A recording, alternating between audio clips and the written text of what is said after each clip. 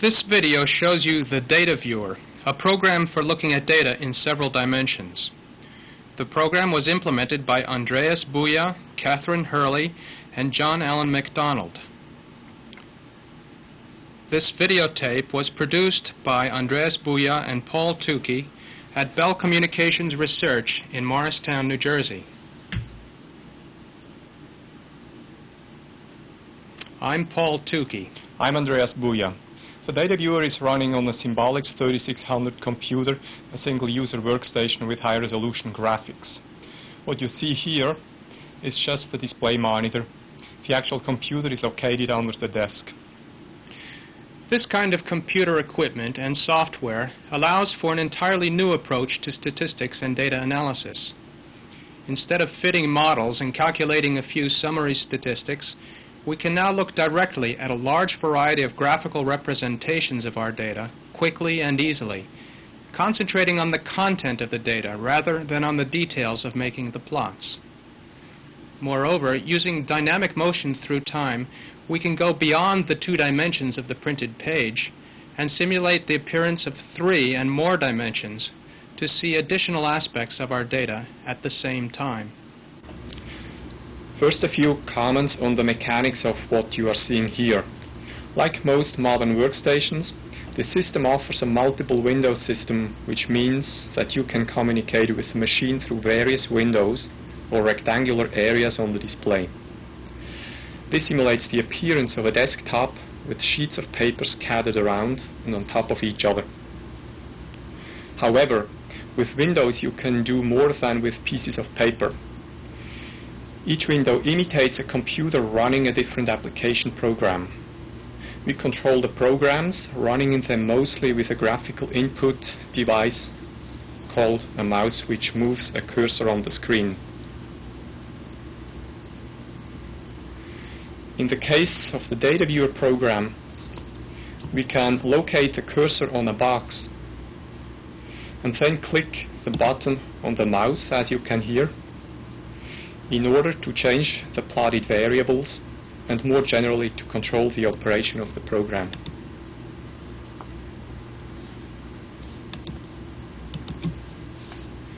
Another way of interacting with the program is by menu selection.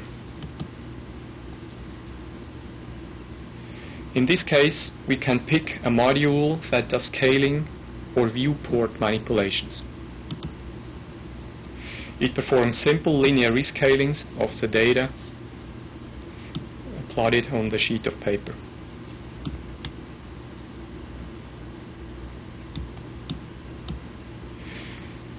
Now we are going to perform a different type of scaling. We are stretching the horizontal axis while shrinking the vertical axis. Suddenly a periodic pattern emerges in the plot. This is no surprise, since the data is a time series. As the title at the bottom suggests, the data have to do with a certain river in Oregon. The horizontal axis is time. The vertical axis is the average river flow each month. The data cover a time span of about 11 years. Knowing this, we of course expect a periodic pattern due to the yearly cycle involving things like snowmelt in spring. Indeed, the periods have length 12. With hindsight, the scaling we showed initially now seems a poor choice, since it conceals the major structure, the yearly cycle. However, a closer look reveals something that escaped our attention earlier. The months which have peak river flow are separated from the rest of the year. Notice this gap. This separation of the peak river flow months is also visible in the scaling, which is more adapted to the periodicities, but is much more dramatic in the initial scaling. The different scalings have revealed different features in the data. This is a very simple example of discovery through high interaction graphics. It is a common experience that structure once discovered can be perceived in many different graphical portrayals of the data. The trick is to find the ones that force us into the discovery in first place. We are now going to show an example based on some financial data, and we've switched to a color symbolics display. The original data are the total investment in U.S. government securities by 5 segments of the investing public over a 30-year period from 1950 to 1980. We are using time as a horizontal variable with color coding for the early, middle, and later years. We will look here at only 2 segments of the investing public plotted vertically: private domestic, which you see here, and commercial banks, here. Quarterly data gives us a total of 132 data points. We are showing not the raw variables, but instead the quarterly deviations from yearly averages. This allows us to focus our attention on the stability of the investments over time. Going back to the first plot, we see private domestic deviations from yearly averages plotted against time. This wedge-shaped pattern indicates an increase in the variability of private domestic investment from the beginning to the end of these 30 years. Next, we switch to the scatter plot of commercial banks against time. This time, we see at most a mild increase in the variability over time. Data Viewer lets us study all 3 of these variables at once.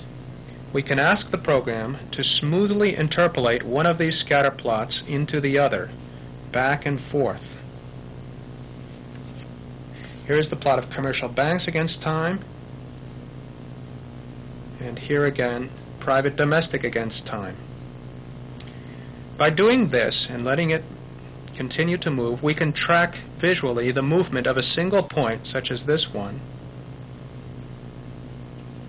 or a small cluster of points, such as this pair, which are 2 of the lowest points both in terms of commercial banks and private domestic. But there is another way of thinking about the motion we are seeing here. Imagine that we have a single 3-dimensional configuration of points in which the 3 axes are time, private domestic, and commercial banks. Then the smooth interpolation of scatter plots is actually the appearance of this rigid cloud of points rotating around the horizontal time axis in front of you. We are now going to change our viewpoint slightly. We first stop the motion with private domestic plotted against time. Then we gently rotate the plot around the vertical axis until time is perpendicular to the viewing plane, and stop it. This leaves us with a simple scatter plot of private domestic plotted against commercial banks.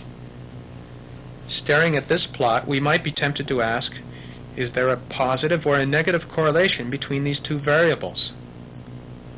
If we focus our attention on the peripheral points, we can see a definite positive correlation. High values of one variable are associated with high values of the other. On the other hand, if we focus our attention on the dense central portion of the cloud, we see just the opposite, a negative correlation, meaning that high values of one of the variables are associated with low values of the other.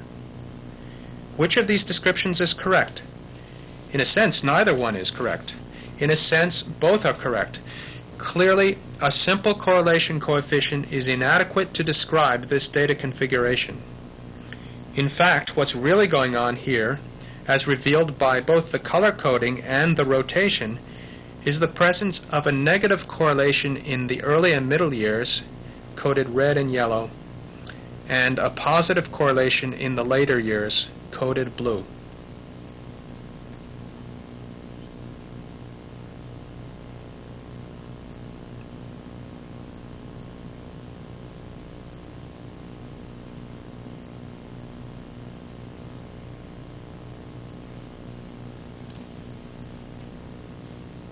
Here is a new data set which is derived from an experiment in speech analysis. a native Dutchman produced spoken samples of 11 Dutch vowels. From each vowel, 6 short time segments were subjected to spectral analysis, resulting in 66 spectra. In order to reduce the dimensionality of the spectra, we extracted the 10 largest principal components. And this can be thought of as an exploratory factor analysis on the spectra.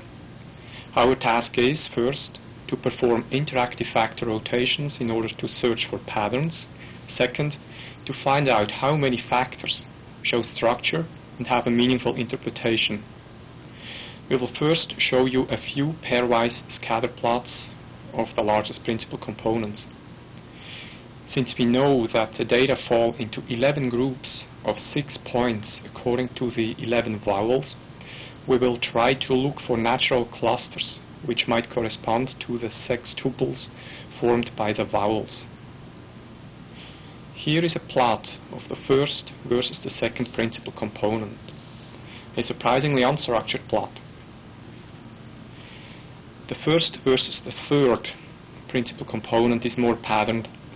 Depending on your goodwill, you will find anything from 3 to 6 natural clusters in this plot. Surprisingly, the plot of the second and third principal component shows the strongest clustering. We should now examine whether there is a correspondence between these clusters and the vowels. For this, we switch to a 2-window setup. We still have the scatter plot of the second and third principal components in the upper window. And in the bottom, we now have a plot of the same 66 points grouped by vowel. The arbitrary mnemonics that you see, A, AH, AW, and so on, were chosen by the English-speaking analysts. By selecting a brushing operation, we cause a rectangle to appear, which we call a brush. As we move it across the plot so that it covers subsets of the points, those points change their color. Notice that the corresponding points in the lower window change their color as well, allowing us to visually link up points in the 2 windows. By seeing which points got highlighted in the bottom window, we find that the highlighted group consists of exactly 2 vowels, the EY and the I vowels. No point involving either of these vowels is missing, and no other vowels are mixed into this cluster. Now for the cluster at the bottom. It corresponds, as we shall see, to the vowels AH, AW, OW, and U. Again, the correspondence is perfect. No misclassifications occur. Having explored some of the pairwise scatter plots of principal components, we wish now to have a look at 3-dimensional point scatters in principal component space. Let us call in a suitable operation for this purpose and activate the 3 largest principal components. We will now be seeing a rotating scatter of the 66 points in 3-dimensional principal component space.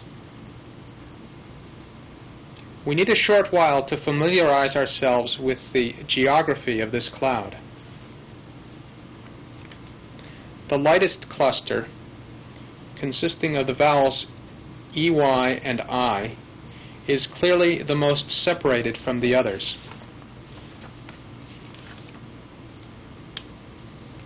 We would like to remove these 2 vowels from the picture so as to obtain an unobstructed view of the rest.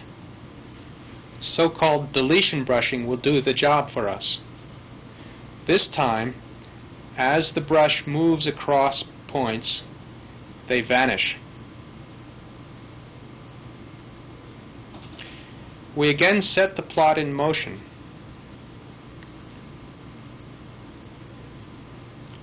And now we perceive a wreath-like structure involving the remaining vowels. This nearly circular arrangement has indeed some anatomical interpretations in the way the vowels are generated in the throat.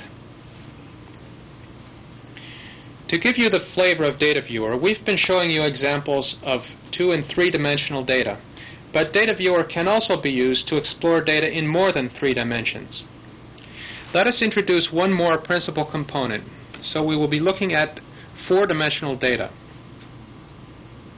We set the plot in motion.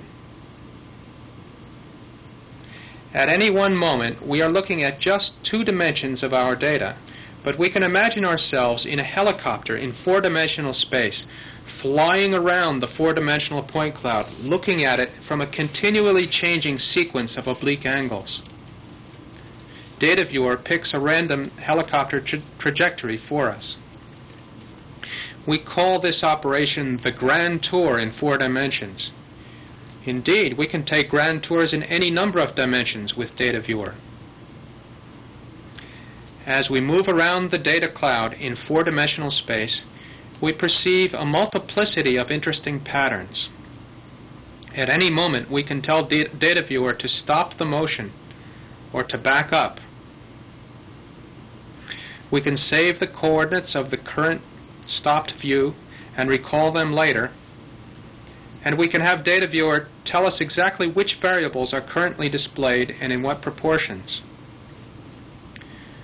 Let's redisplay a couple of views that we collected earlier. In this first pre-computed view, we see there is a small cluster in the lower right, which turns out to correspond to the vowel Y, as brushing shows.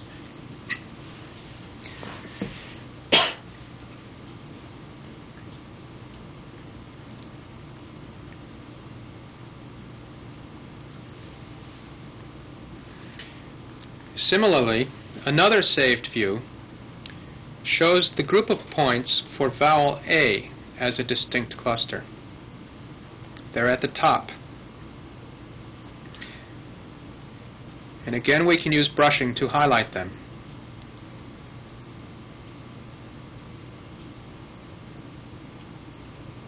Notice which points get highlighted in the bottom of the plot, in the bottom window. In fact, during extensive analysis using a sequence of brushing operations and rotations, we were able to find views that isolated each vowel in turn.